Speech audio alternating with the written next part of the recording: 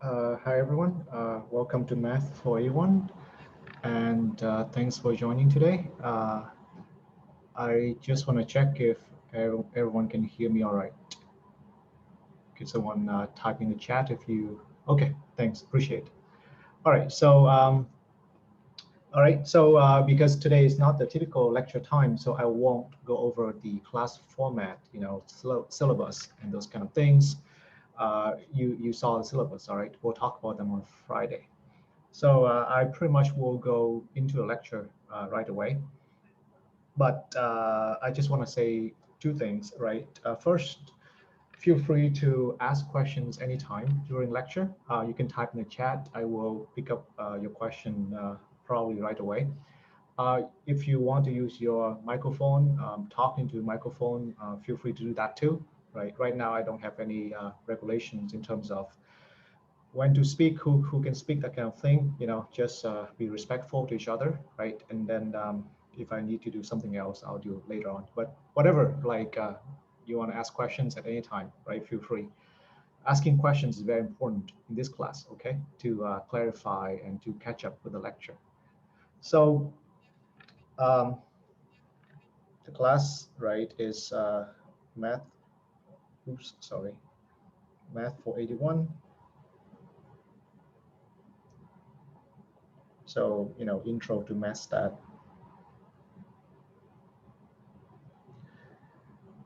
So first, I'll talk about what statistics is about or what this class is about. So, but two things. First, right, the prereq for this class is math for 77, probability or equivalent.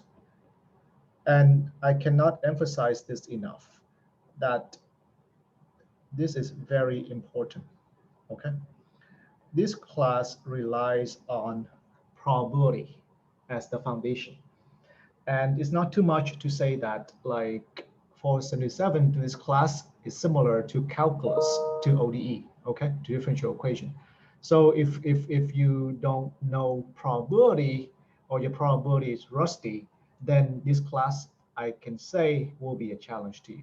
If your probability is strong, this class should be decent. It should not be a bad experience at all, right? And a lot of times the students have struggle is because of the probability foundation.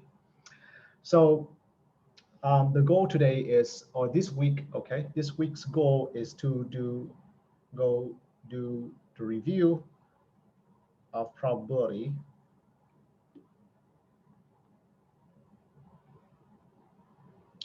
Which, roughly speaking, is chapter 1 to chapter 7 in the text. Now,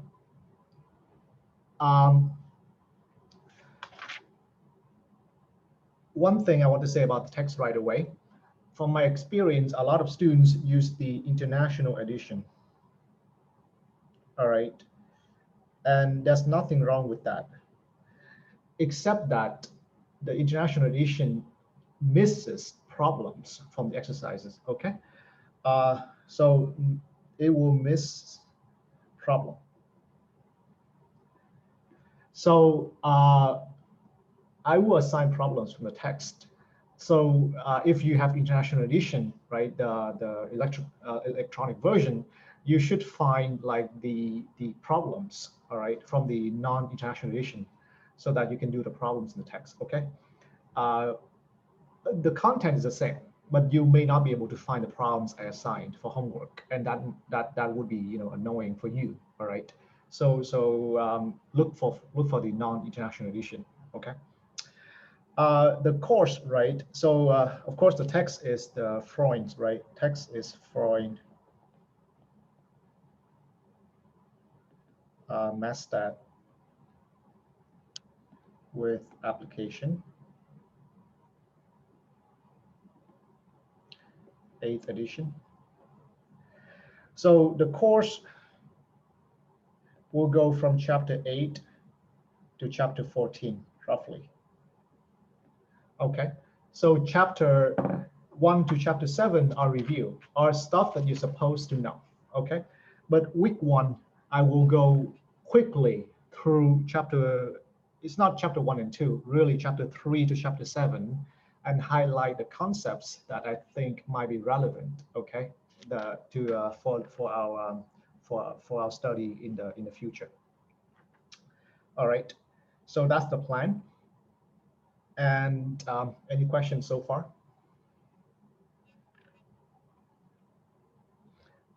Okay, so let me start with, right, something like I would say probability versus statistic. Okay, and the easiest thing for me to demonstrate this is with an example. Okay, and the example is this. Let's say you flip a coin. Okay, and let's say the probability of head is little p.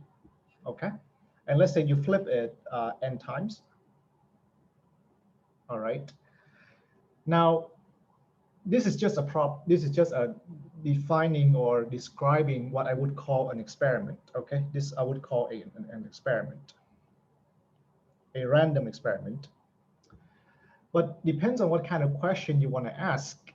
Okay, depends on what's given.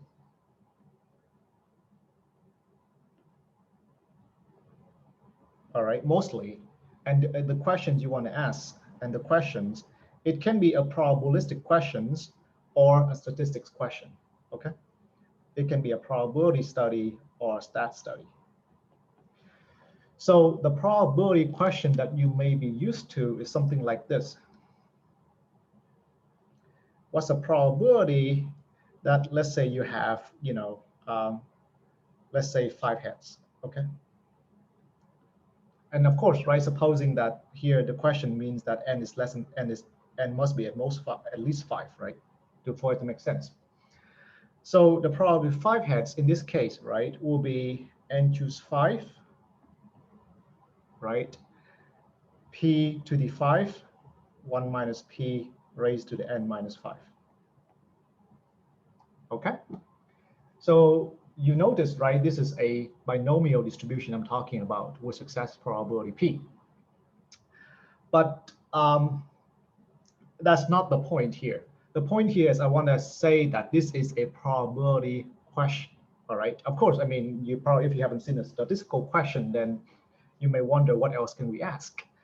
But notice that even though in the abstract setup it's like this, what's given, okay, even implicitly, is p. P is given, all right, when you do this problem, right? Even though in the abstract, p is not spelled out as like 0.2, 0.3, etc. P is given in this question. Otherwise, right, writing p to the 5th, 1 minus p to n minus 5 makes no sense if p is not given, at least implicitly, all right? So p is given in this context. On the other hand, right, oh, and by the way, what's not given, right? What's not given in this question, even though it may not seem like that, is the number of heads. Okay, what do I mean by that, right? I just asked what's the probability of 5 heads. When I ask probability of 5 heads, right, is a possibility, right? Is a possibility among many other possibilities. It can be 0 heads, 1 heads, up to n heads, right?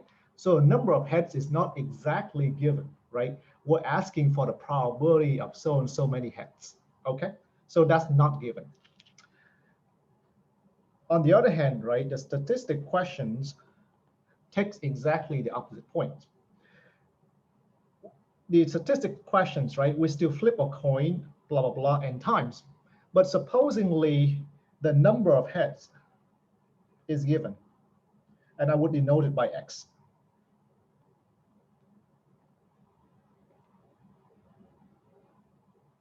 Okay? But what's not given? What's not given is p.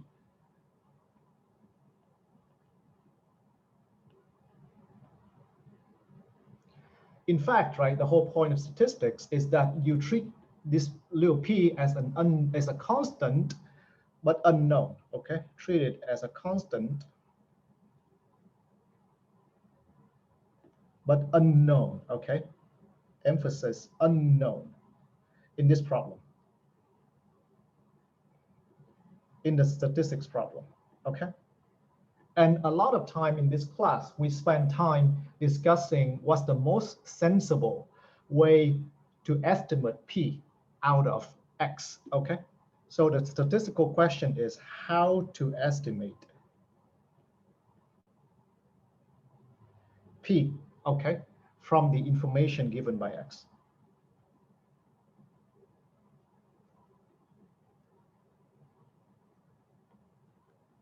All right. And of course, right, further question will be, what's the property of this estimate? But for now, right, let's just save you the suspense. And the P, right, the estimate will be P hat, which is X over N. That's a very popular estimate, right? So for example, if you flip the coin, right, 10 times, and you count 6 heads, then a sensible estimate is the probability of head is 0.6, right? That's X over N like this, okay? So the difference, right, between these two contexts is what's given and what's not given and what we need to find. Okay, so where's the connection between the two and why, right, probability is so important, okay, in this context, or why is probability so important to the study of statistics? Well, let's do another example, okay, where I will give you actually, no, I can use this problem, right? So the next question I may have is this, okay? Then the further question for statistics is like this, further questions. What are the probabilities? Sorry, the properties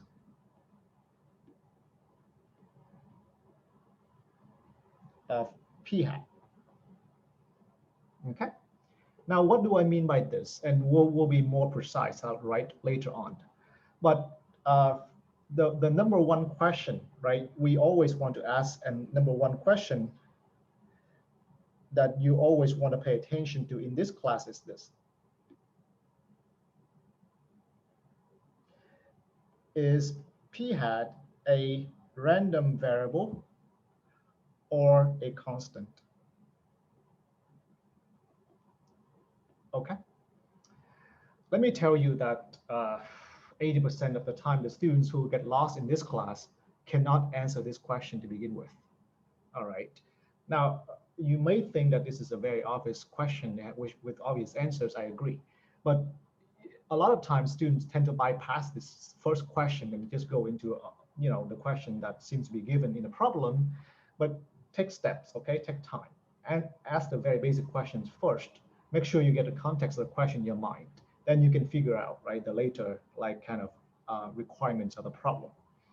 So by the way, right, RV means random variable, right? And I think you have seen random variable in 477. We'll mention that again. But okay, so I don't know. Let me just sample, right, people here. Is this question obvious to you guys here? Is it a constant or is it a random variable? From my description here. It's a random variable. And why do you say so? Can you explain on what basis you say it's a random variable? What reasons? It's like every time we have a bunch of coins flipped, like in a certain amount of time, like the number of X will change over the time. Like for the first n, for example, it has like X equal to 1, and for the second time, X equal to like 4, for example. So when that number X divided by n, it will change over time, so it's random. Yes, yeah, thank you. And then I think that's exactly correct. And Christine also has another suggestion. And by the way, right, I encourage you to throw in your questions, your answers. They might be wrong, right? And in fact, Christine's answer is not right, but give me a chance to correct you, all right? So that I help you form the right concept.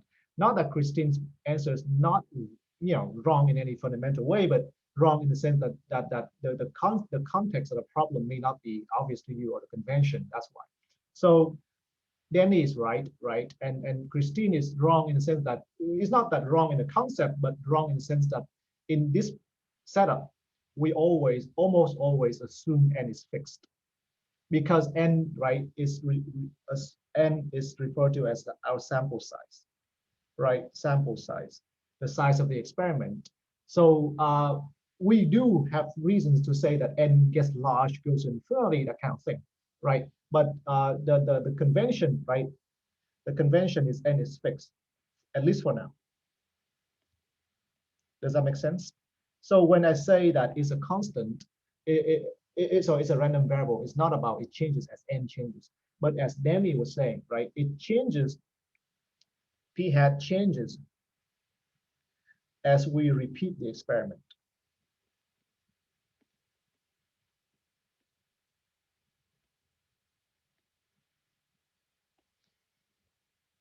Is this clear? Do you know what I mean by repeating the experiments?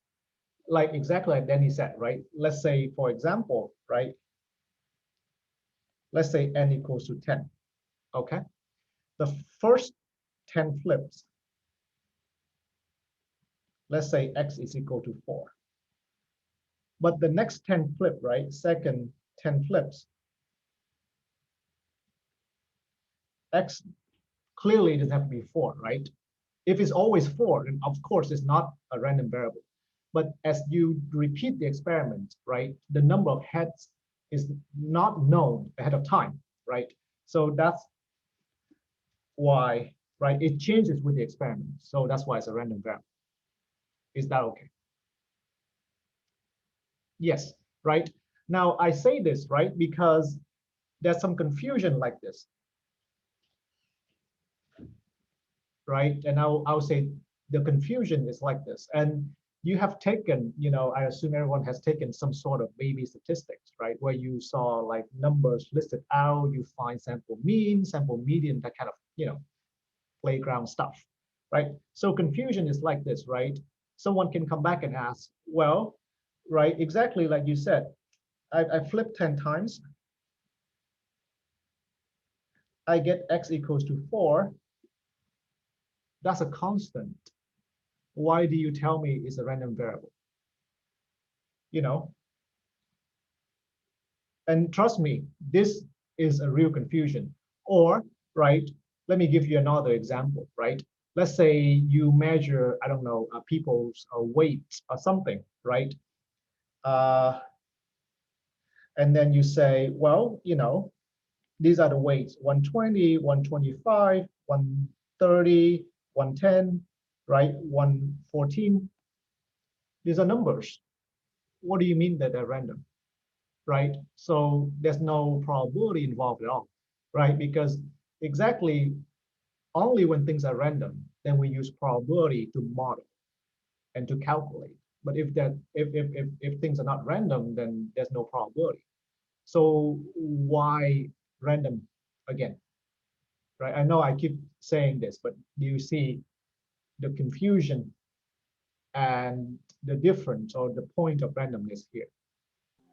Professor, Yeah, question. So when you wrote after confusion, yeah. flip 10 times x equals 4. So you're providing a statement. That's Right, just but is that true, right? Because if you flip 10 times, there must be a number of heads, right? 4. Is that yeah. true? Well, I'm trying to understand what you said previously.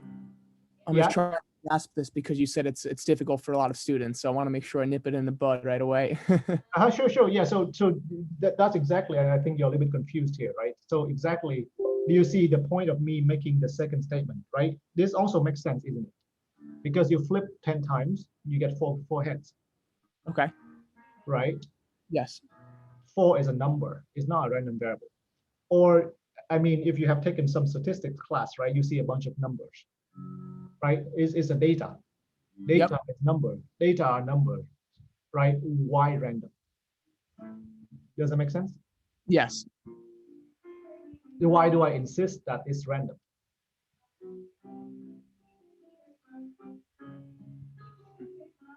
Okay, so the answer is this, okay, and this is one of the source of confusion in statistics, is, you know, there is the, so there is, right, so to explain it, I want to explain the concept of, I would call it pre-trial and post-trial, okay? So pre-trial, so think of it like this, right? And right, Christine, right? So exactly, right? So if no matter how many times you do it, if you always get the same outcome, then it's not random. But here, right, because I only quote one time, so I cannot say it's random or not, right? And in fact, it's random because if I do it again, it will change, okay? Or another way to say, right, is that let's think of the example of a die, okay? Before you toss a die, do you know what numbers will come up? 1 to 6? The answer is you don't, right? Neither you or I will know it, right? So X before you toss a die will be random, right? But post-trial, after you toss it, then it's a definite number, right? Like 2 or 4, right? Etc. Okay. Now, statistics, right, straddle between these 2 points, right? Because it considers things pre-trial in the sense that you haven't done the trial, you haven't seen the outcomes, but it also, right, has the data in front of your eyes. In other words, right, post-trial, these are numbers, okay? But our point of view, most of the time, are the pre-trial point of view, or the point of view that if you repeat many times, right, the experiment, the outcomes are not the same, right? The outcome in each experiment are not the same. So it's random exactly from that point of view. Is this okay? So the point of view of the class is most of the time this. Or the point of view of the class is repeat the experiment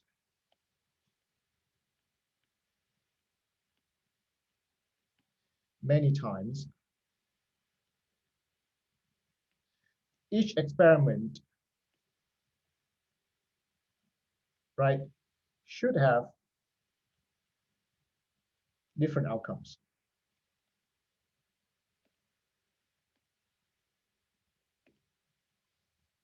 Is that okay? So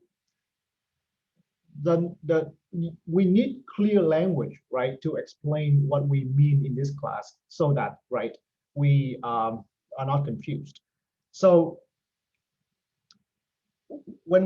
so notation, all right, notation.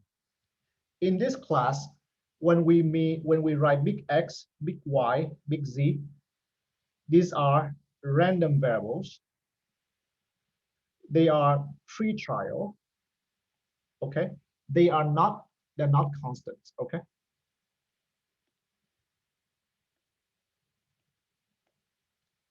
And when we write something like alpha, beta, right, P, these are lowercase numbers. These are constants, okay?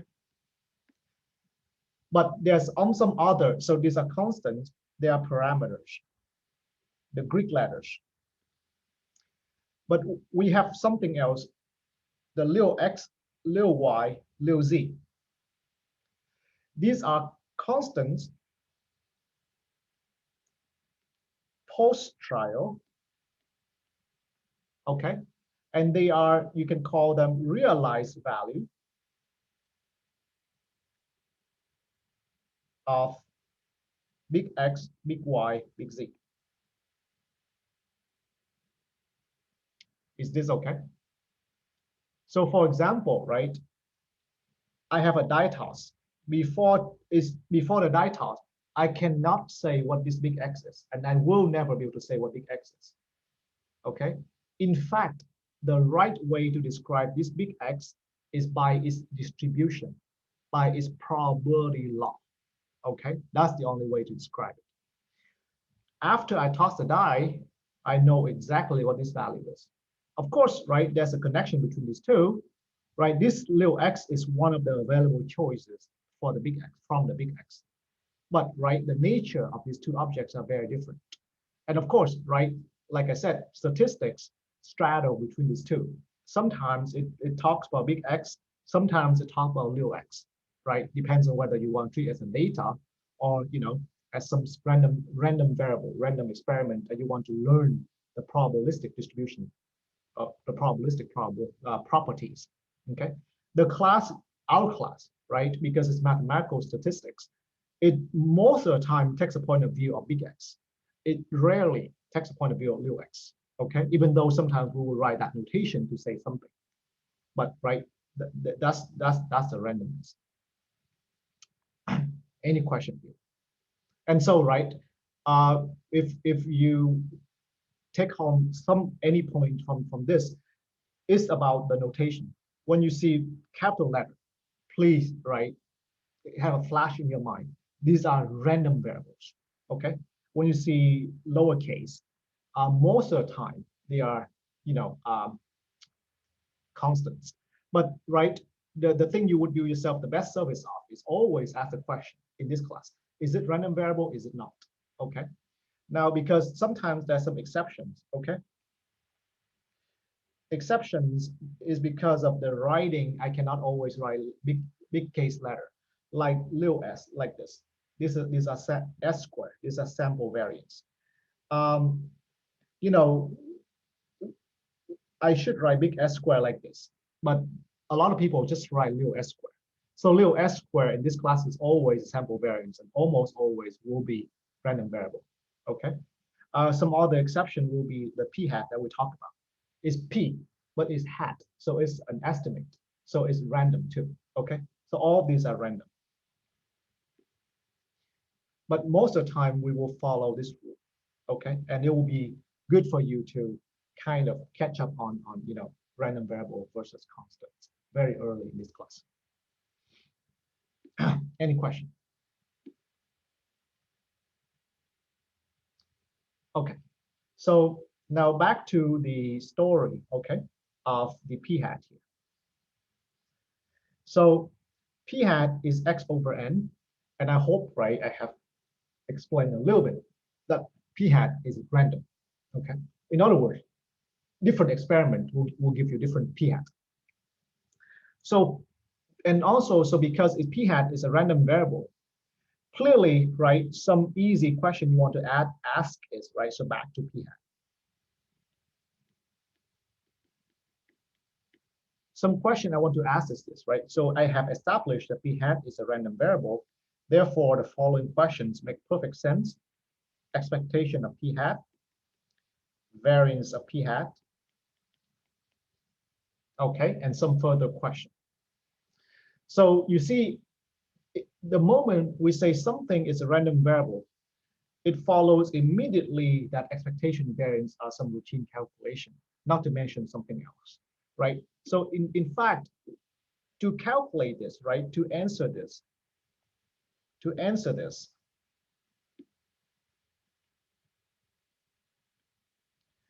we need to know the distribution of x.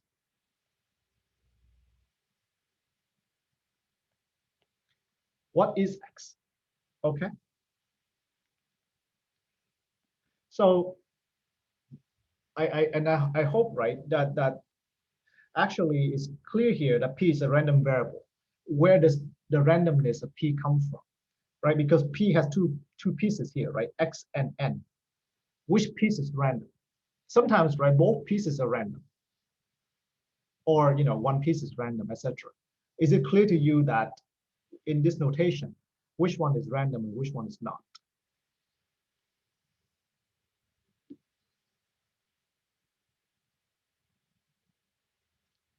Right, so x is random and n is constant, right? So x is random and n is constant. Is that right? Is that clear? So to decide, right, the expectation of p hat, actually one of the rule, right, would be expectation of p hat will be expectation of x over n. And this is where, right, you start to apply your probabilistic knowledge, where you say, well, it's a constant, so it factors out to give me this. Okay. Equivalently for, and we'll continue the calculation further, but equivalently, variance of p hat is variance of x over n. Again, your probabilistic knowledge is 1 over n squared variance of x. So again, right, this demonstration, I'm not teaching you much, but this demonstration shows why immediately a statistical question leads to probabilistic calculation, and why probability is super important in the class. Okay. And so, right, I hope these are easy piece of calculation. The less easy piece, right, is what is x? All right. What is x? What is the distribution of x? Okay. So does anyone want to say what is x in this case? Do you remember what it comes from?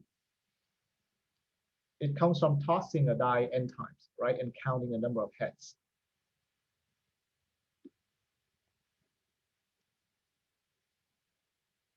Yes, when you say binomial, you need to spell out what? To completely determine the binomial, we need what? You're right. Flip a coin is the physical experiment, but the name, right, the technical name of the random variable would be exactly like they say, right, a binomial.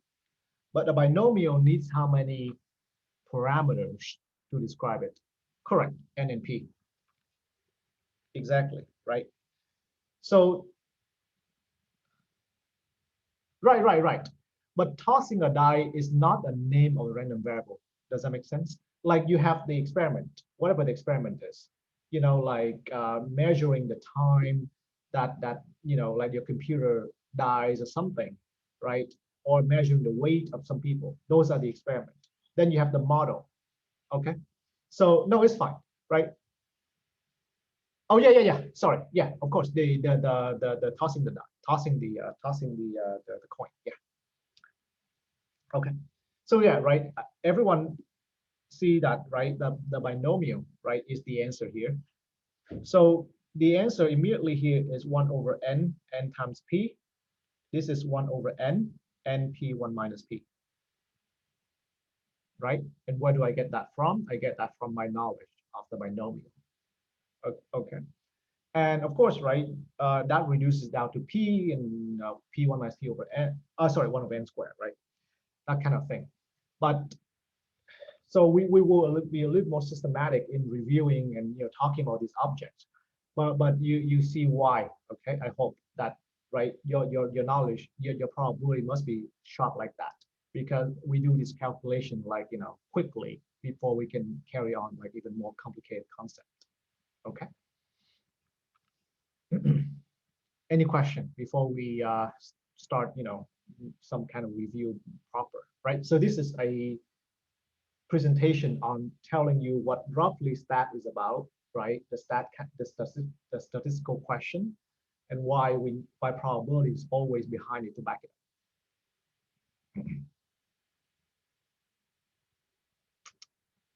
up. Okay.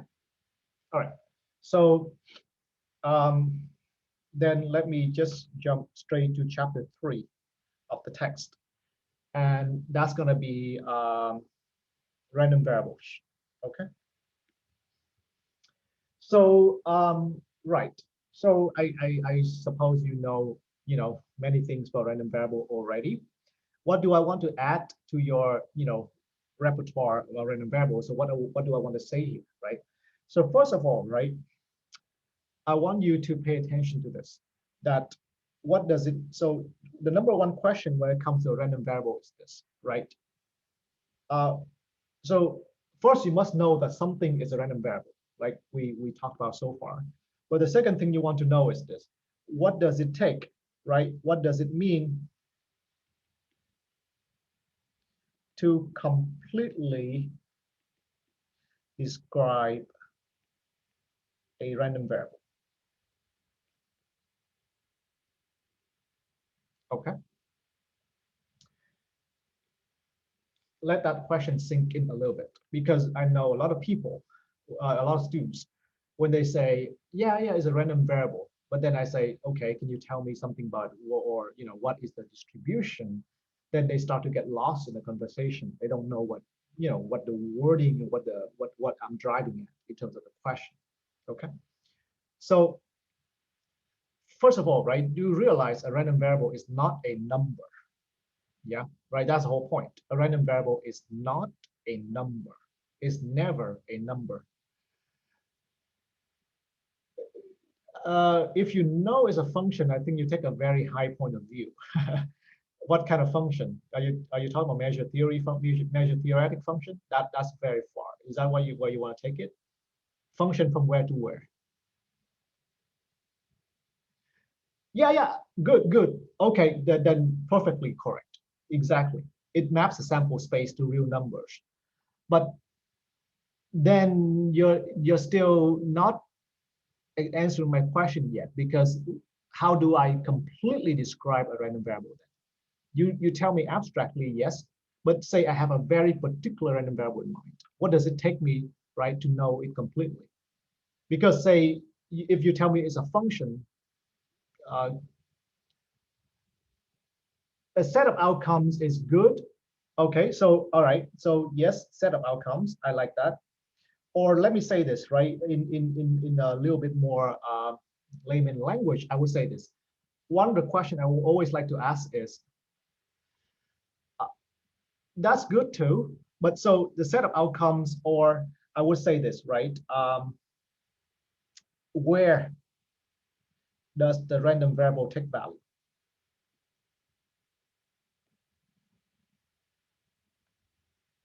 Okay, because this is the number one question that people usually forget. Okay, so I think that set of outcomes is that. But let me say this, right, this is not enough. And that's sort of like discrete or continuous, like what Surashan was saying. But this is not enough, right? For example, what is the set of outcome for a die throw? 1 to 6. But if I just tell you that I have a random variable that takes value 1 to 6, is that enough to describe it?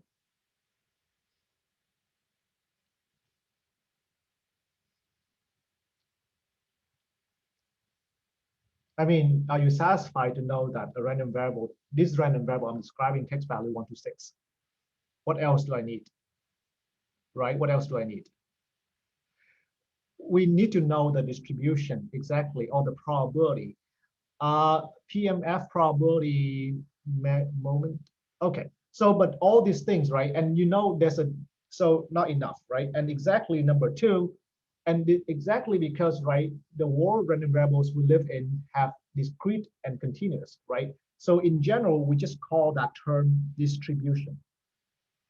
Okay, that's a generic term that everyone uses. Okay, to say the likelihood, right? The likelihood of it taking on some value, right? Of it taking on some value.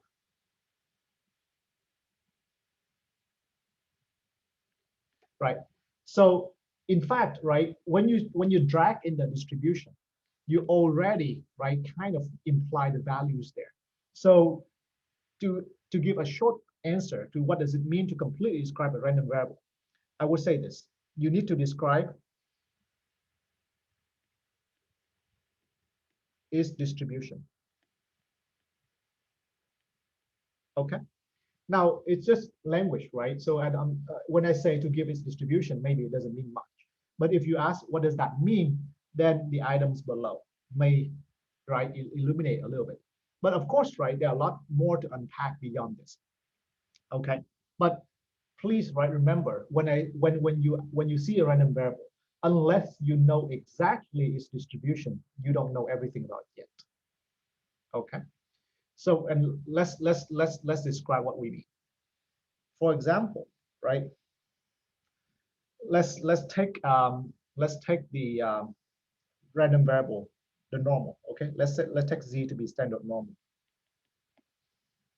Okay, Now, when I say Z is standard normal like this, of course everyone knows what I'm referring to, but put your mind put your mindset into the mind of a high school student who hasn't seen a normal or who has just vaguely heard of a normal. Then they press you and they say, yeah, well, exactly what do you mean, right? So what does it take to completely describe this guy? Because by right now, right, normal 0, 1, what information is contained in this? What information is contained in this expression? Good. So I have expectation is 0 and variance is 1. Perfect. But let me ask you this. Okay, does that completely describe the random variable when I say it means 0 and variance is 1? No, right? Because there's a bunch of other ones that have also mean 0 and variance 1. So what does it take to completely describe this then? To completely narrow it down, and there's nothing else that would be confused with it. What does it take? Well, yeah, the CDF, but the CDF is the MGF is good, right? CDF of the normal is hard to write, right? Or the PDF, right? So we need the distribution. I mean, my term, right? Need distribution. But of course here, right, the easiest one would be the PDF. MGF is fine too. We'll talk about that, right? But the PDF. So at the very mundane level, if the random variable is continuous, right, which I hope everyone knows normal is, you must spell out its PDF. All right, you must spell out its PDF.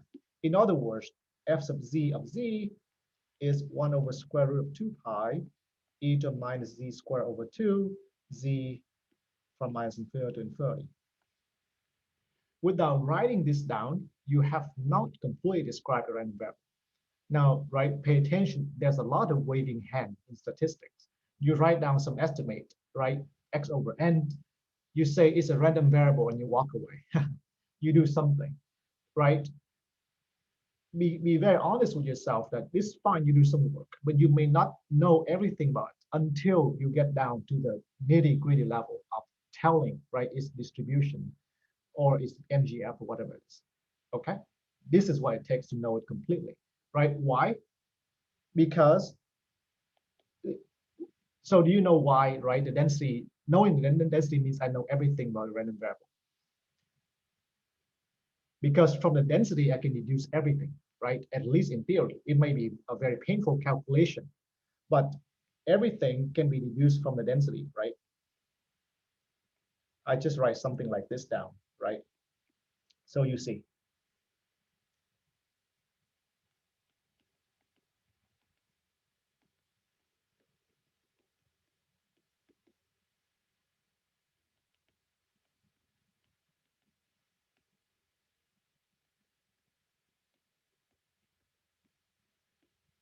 Yes. So all this expression, I hope is familiar with you, right? But of course, I'm tracking in some piece of like probabilistic knowledge already. So I'm not gonna, like stress this, right? This is calculation expectation, calculation of the second moment, etc., right? And this is the formula for the variance. We'll probably review a little bit. But the point is, right, knowing the density, I will be able to deduce all these things that I, say above. Of course, right, the quick and dirty ways, I just read off from the information, and you should. But on the other hand, right, knowing these does not allow you to deduce this, but knowing this allows you to deduce everything, right? That's what we mean. Another example, right, would be actually right away. Let me give you another example, right? Let's say z is normal 0, 1. Let x be z squared. Then is x a random variable or a constant? I know this is a really simple question, but I just want to ask, right? If z is normal, x is z squared, x should be a random variable, right? I hope that's simple. But saying it's a random variable, I hope is not enough. Okay, what do I need? What do I need? Exactly, right? I need PDF. Otherwise, when I just say this, I cannot say much, right? But so X is a random variable, okay? And to know X completely, I need to know PDF of X. But I hope, right, it's a quick thing here, but we won't get into it yet. But does anyone know what this one is? When you square a standard normal, right? What do you get? You get a chi-square, you see? But right, saying it a chi-square in some way hide the question, right? Because it's just giving a name. Of course, I know when you say chi-square, you can look things up on Wikipedia. But right, the honest way would be to be able to write down this density, right? Otherwise, you won't completely describe it yet. But right, on the other hand, right, so you can have some partial knowledge, which is always good, right? So sometimes you don't want to deal with the whole thing. You just want to obtain some partial information. For example, where does x text value, right? That's the set of outcomes, right? That's what we say were, right, the first question. That's always the cheap one to get, but you should always kind of ask it first. Where does x text value? Where does a chi-square take value?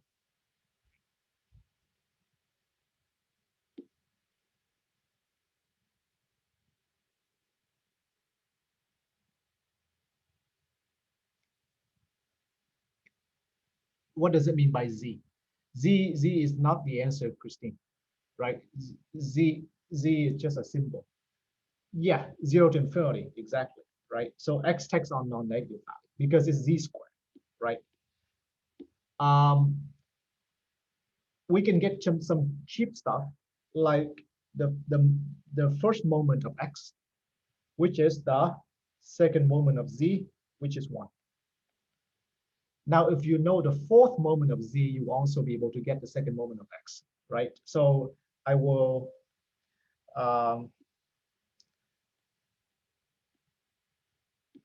expectation of x squared, which is expectation of z to a fourth, is 3, okay? Which is a little bit, I would say a non-standard knowledge for you right now, but you should know this. The fourth moment of normal was very, very common. So I will, ask you to commit this right to memory. That the fourth moment of the standard normal is 3. Okay. So, but anyway, right? These are partial knowledge. Okay. Complete knowledge is obtained by this guy. Okay. Any question? All right. So now I know I'm in chapter 3, but the PDF thing, right? So let me jump into chapter 4 a little bit. This is review anyway, right? I don't have to stay in the chapter, but let me go with, so this is a chapter 4 material really. It's called function of random variable. Okay. And let me see, let me make sure it's that. Oh no, sorry. Is it chapter 4 is not that. Chapter 7. But you see why, right? We need to drag this in because if we want to understand x, then we need to understand z squared. So it's a function, right? It's a function of z, right? It's a square function of z. I mean, I just want to mention the chapter so you feel a little bit more comfortable where the information is from. But the question is, right, to calculate the density of x. Okay, can someone tell me what the standard technique here is to deal with the density? How would I go about figuring out the density in this problem?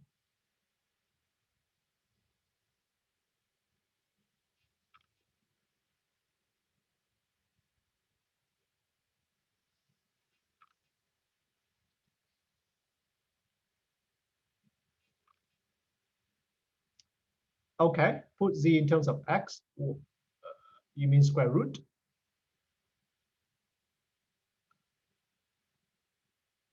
So first of all, no, right?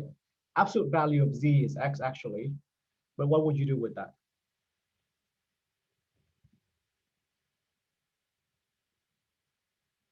Unless but unless you know absolute value of z, but that does still only give you square of x.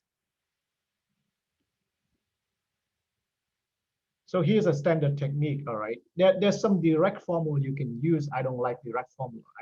I usually don't memorize them. The PDF is almost always derived from a CDF, all right? So this is a PDF, right? PDF stands for probability density function. The CDF stands for probability cumulative distribution function, right? The CDF stands for this, right? And we know the relationship between the CDF and the PDF is when you differentiate the CDF, if there's a density, you will get the PDF, right? So that's the whole point of the density, right? The density is the derivative of the CDF.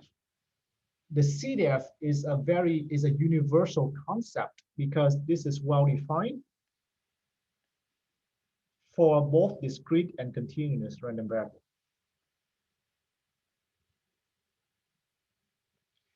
PDF, of course, is only defined for continuous random variable. Okay, but when you operate on random variables, the most sensible thing to do is operate on the probabilistic level, meaning on the probability level, right? Density doesn't have a logical statement there, okay? Probability does, and you'll see what I mean, okay? But you utilize a CDF to find the PDF. How do we do it in this case? And I guess in what Youngyu was suggesting, but I think in the reverse direction in this way. So I would do probability of x less than equal to x. Okay, I will work on this. I will replace x with z squared by definition. Then I would manipulate this expression. How so? It will be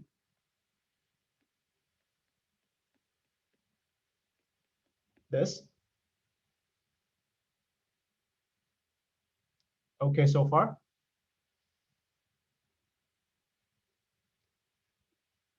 Then I will use the symmetric property of z.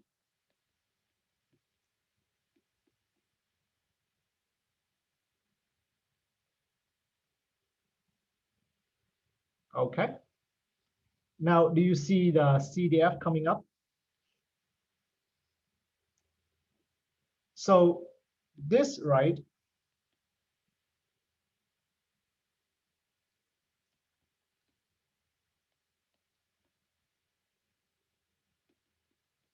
is this, right? Which for all intent and purposes is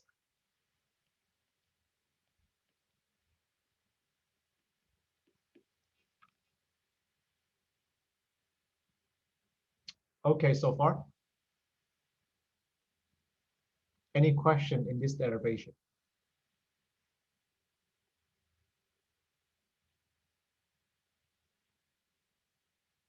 The point is, right, I have related. So this is the CDF of z, which I know, right? But by knowing, that doesn't mean I know as a function, but I know it via the density of z, okay? So I just say no, okay? But the whole point of the derivation and the whole point of operating on the CDF level is I can relate the CDF of x with the CDF of z, which I know. And then, right, I will use this.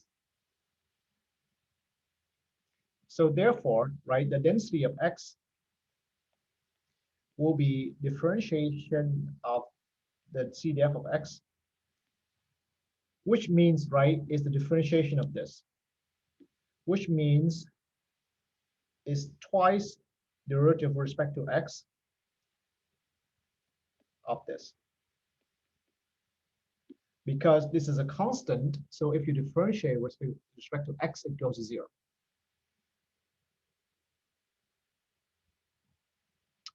Question so far? Professor, Yeah. I'm probably missing something primitive, but I followed all of the steps up into, I guess, the last equals, and then that. Where does the 1/2 come from again? Oh, because z is symmetric around 0, right? 1/2 less than 0, 1/2 becomes 0. Okay, I got it. Thank you. Right? Do you want a picture? Picture is like this, right? Because it's standard normal. So 1/2 above, 1/2 below, right? That makes sense. Thank you. Yeah.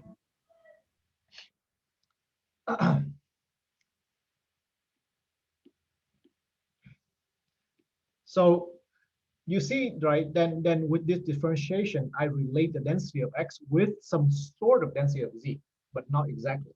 So the last question is, how do I differentiate this object?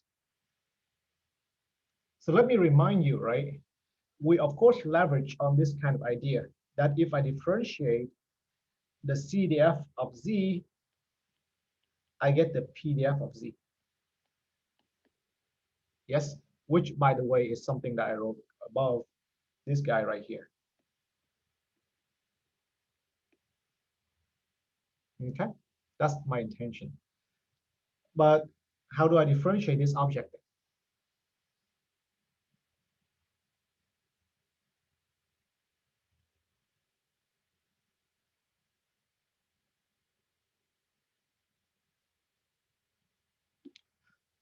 By the chain rule.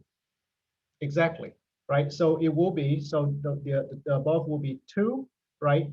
I would, this is square root of x, right? So basically, I would be 2 times, right, f sub z of square root of x times, right, d over dx of square root of x.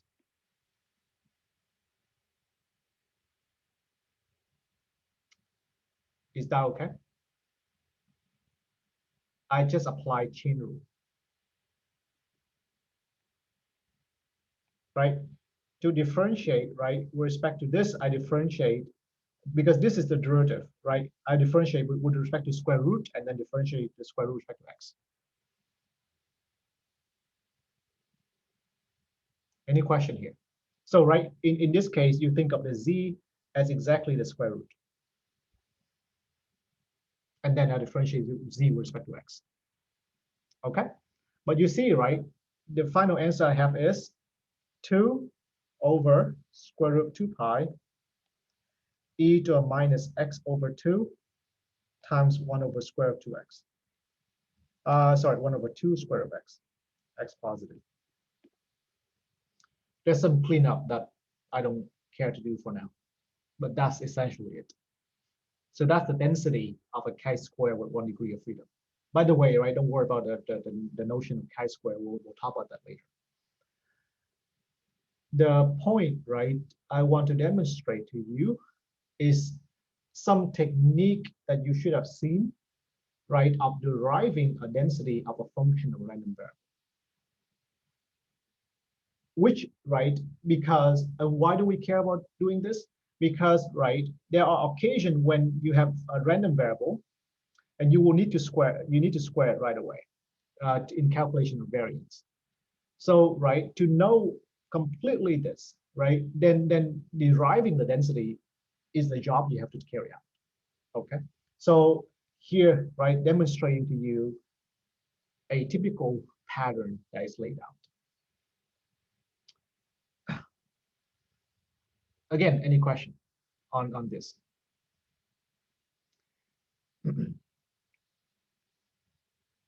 Don't worry about that later. That's future knowledge, right? I mentioned this because is what's going on here. The point of this, right, is that you see I derived the density of x from the density of z. That's all I want you to be able to see, right? And the derivation process, any step here that you don't understand.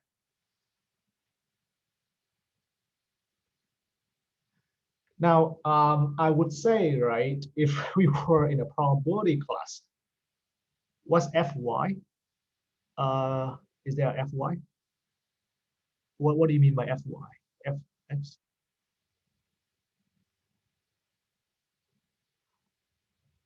Oh, sorry. It's my bad handwriting. F sub x. F sub x. Yeah. Density of x. Yeah, and not y. X. Yeah, yeah. No, my handwriting is known to be bad. So please, if there's anything that's unclear, right, do ask me to spell out my writing. Okay. So if we were in a probability class, I would say this technique is bread and butter. In this class, lucky for you, I think we pull this trick out once in a while. All right. So I still say that it's important to know it in the background. We will have higher level technique to deal with density and things like that. Or lucky for you, most of the time we take the density as given. All right, or we derive it once and for all in lecture. In homework and exam, you don't have to deal with this as much. All right, but I want you to appreciate at least the concept of the density for continuous random variable and why, right? We go through the labor to deriving it, because without knowing it, we won't know it completely. We don't know the distribution completely. Okay, that's the message. So right, that's the concept. The technique is this, right? To be good at stuff, you need to know the concept and the techniques at the same time. But I can tell you that the technique of this thing won't happen very often in this class. So once in a while you have to do this, but not often, all right? So if you feel scared, do review it, but it won't be, thrown to you too much. Okay, any question? All right, so let me revert, switch gear, right, and do a discrete random variable. So let's say, right, I have a Poisson. All right. And so, by the way, right, so I hope, so of course I'm jumping over stuff. But when I do these things, you notice that one thing I kind of imply is that you are familiar with these names. Well, not chi-square, right? You haven't seen chi-square in 4.7, but names that you should be familiar with, right, are binomial, Poisson, exponential, normal, uniform, geometric. Okay. I think these are the typical ones that show up in statistics. Of course, right? I mean, the new ones, and these are not all there is, but these are things that we will go over and over and over again as examples. So do familiarize yourself, right, with their properties, namely their distribution, their density, their first moment, their second moment, variance, etc. Right? The more you commit them to your mind, the faster you can follow the lecture and the exam, right? I don't technically require people to remember much, but if you don't remember stuff, right, it will get in the way of your reasoning, and then you will be slowed down and you get frustrated and you just forget what the heck you're doing. Okay. So Poisson, right? So to completely know Poisson, what do I need to know? What do I need to specify?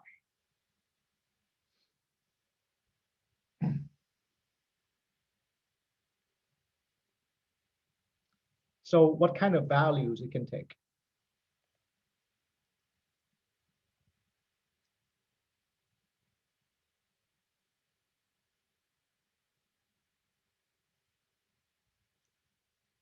Poisson, right, is a discrete random variable. It takes on integer values from 0, 1, 2, all the way up.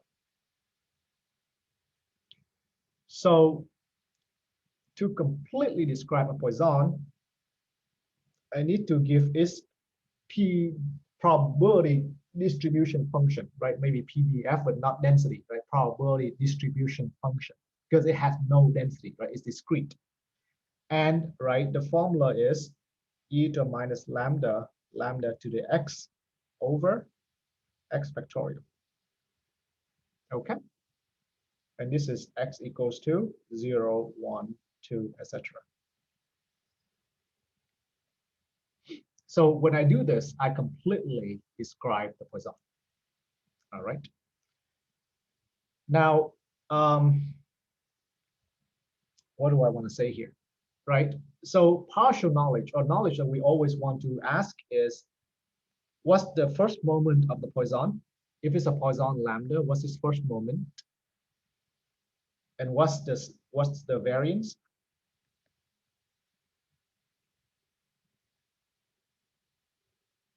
Correct, both are lambda. Both are lambda, right? Very good. Okay. So I don't have much to talk about Poisson right now. We'll do it.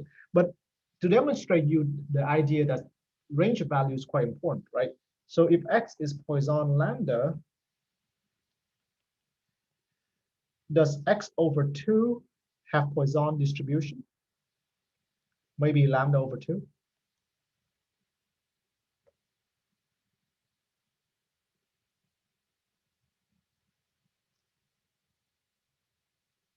Why not?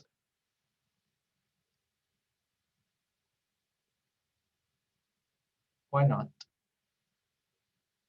What's the reason?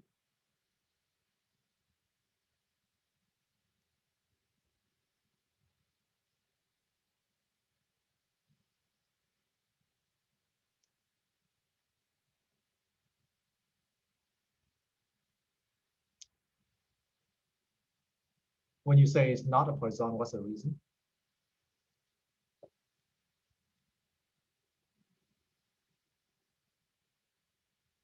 So the simplest reason, right, is this non-integer value.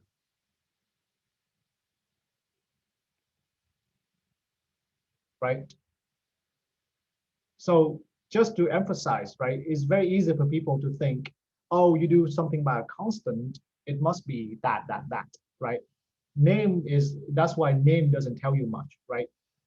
A Poisson must take on integer value. So if you right, clearly this takes on, right, fractional value. So it cannot be a Poisson. A further sign to say that this is wrong is this, and this is probably a little more subtle, but it's also along that line. What's expectation of x over 2? Expectation of x over 2 is lambda over 2.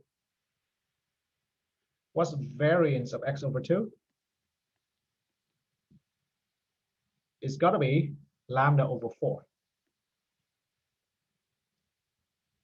But remember, a Poisson must be what? Expectation equal to variance. So saying something like this is Poisson lambda over 2 is just nonsensical, right? But again, right, nonsensical aside, in desperate moment, people always like to say something, right? So pay attention, right? When you write down a name, it entails many responsibilities, right? Scaling, things like that may get out of the family before you know it, right? So that's that. So talking about that, right? The simplest, right, operation that we like to do is scaling and translation, right? When we have x, we like to do ax plus b. Okay, so that's what I mean by scaling and translation. A, B are constants, right? For sure, by my notation. Can you give me examples of family that's close under scaling and translation? By that I mean, right, after I scale it, after I move it by a translation, it still stays the same distribution family. Which one do you know that does that? So clearly Poisson is not, right? Poisson is not close under scaling and translation. Exponential is not. I can give you a very easy example. Normal is. Yes, very good. So close, normal. In other words, right, if x is normal mu sigma square, then ax plus b has what kind of distribution? Normal with a mu plus b, and what's the variance?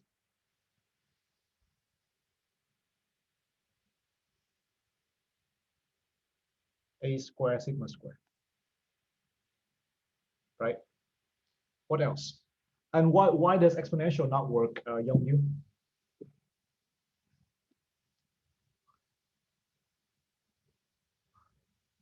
At least not translation, because an exponential must always be positive. If I subtract an exponential from a constant, it will be negative. Let me just make it simple like that, right? If I subtract an exponential from a constant, it will be negative. It can be negative. And if it can be negative, it's not exponential. All right. And for other reasons. So, but exponential is not close. Anything else?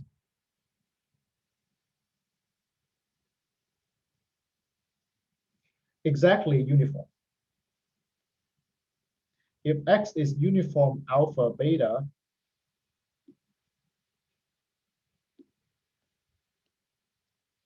then ax plus b is what kind of uniform?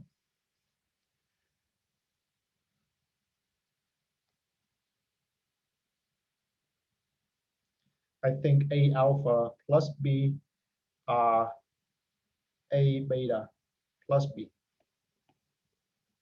right?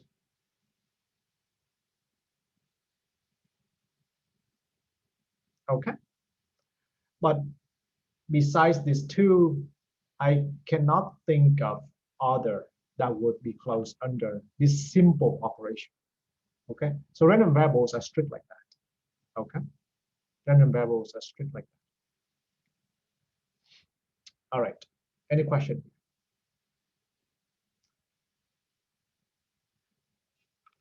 Now, pay attention, right? I know that I'm writing something casual here because I hope you realize this from your previous study, or it's kind of okay to accept in mind. In practice though, right, these things still need some non-substantial proof. In other words, you still need to go through the whole derivation to conclude, all right? It's not just simple like, oh, okay, it's like that, right? I'm quoting some facts here, but the justification, okay, I repeat, this needs some justification if you really want to dig into it, which I won't because we don't have time, but all right.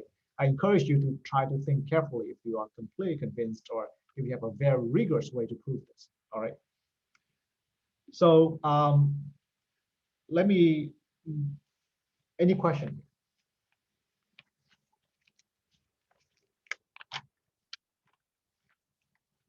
So let me jump into chapter 4 a little bit, but only highlighting this concept of moment generating function.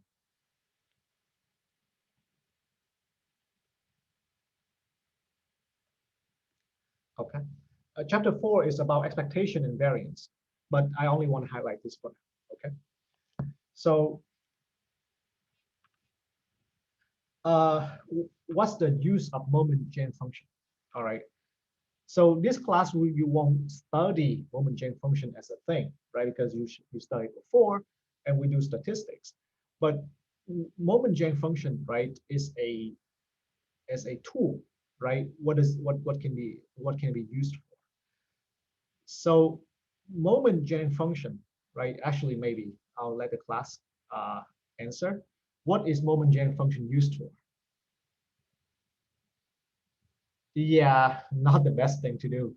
I do understand, right? It's a fancy way to do it, but I in my mind, that's not the application, because a lot of times it's awkward. Same thing, right? That's finding the moments, but not the best, not the most use I have in mind.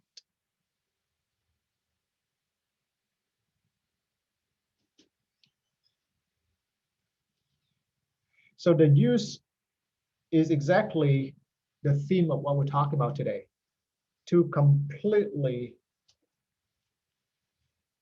determine a random variable. And let me do this if the moment gen function exists. Because some random variable, it has no moment gen function.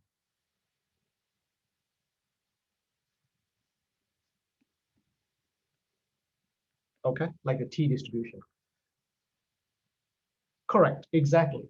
So remember, right, the theme of what I asked you today is to know what a random variable is, right? And I kind of harp on the density for the continuous, the distribution function for the discrete. But there's another alternative way, which is slick and which has its own use, which is the moment gen function. So in other words, right, if you know the moment gen function of a random variable, is like you know the random variable itself. So in other words, right, if if if I identify, right, the, let me say, right, MGF, right, of a random variable is equivalent to identifying the random variable itself. So the highlight is this allows you to bypass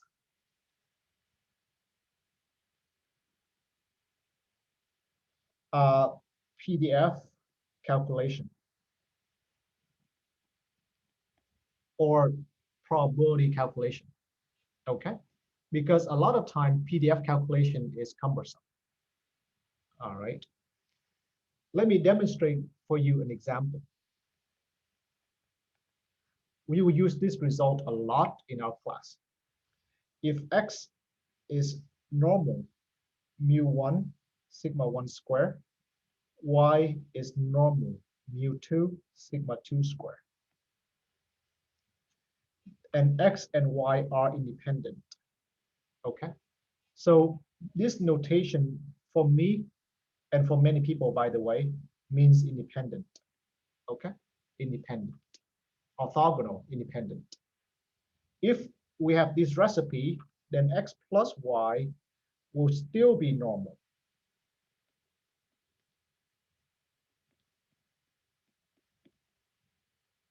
Okay.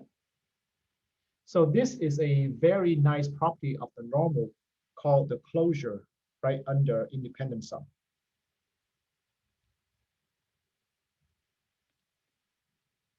Okay. So before we talk about why this is true, unless, just in case you don't appreciate this, you're like, okay, so what? This does not hold at all, right? It's like the translation and scaling holds for a rare few family, okay? For example, right, does not hold universally at all.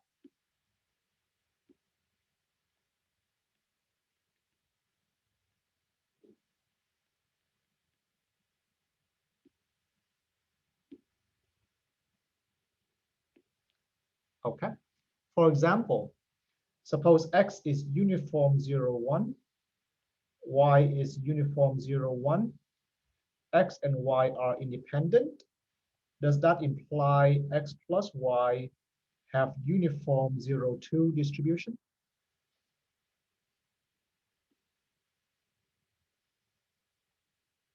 Do you know this question?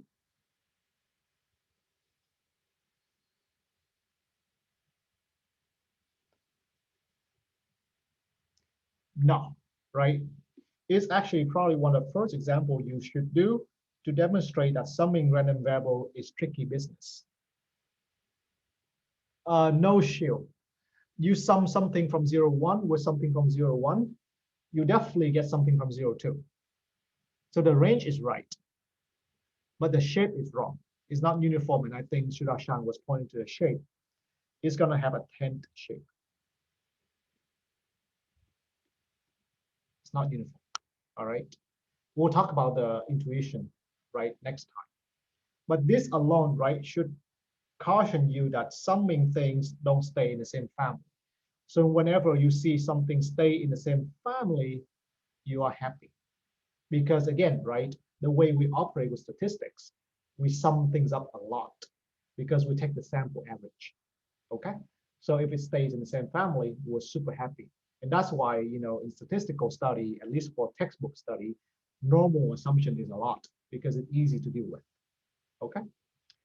I think it's time. I won't hold you, but let me say, right, the explanation of this, the easiest one is via the MGF, the moment gen function. You do not want to calculate the density of this guy out. I mean, you can. It's just going to be a very tedious exercise that you have better things to do. Okay. So, all right, guys. So thanks for attending today. We'll reconvene on Friday. Again, I invite you to write the Thursday office hours. Ask questions, just hang out, ask questions for the class, etc. All right. Any questions? Send me an email. I'll be happy to respond. Okay. Have a good night. Thank you.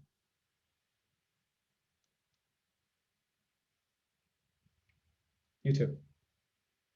Thank you.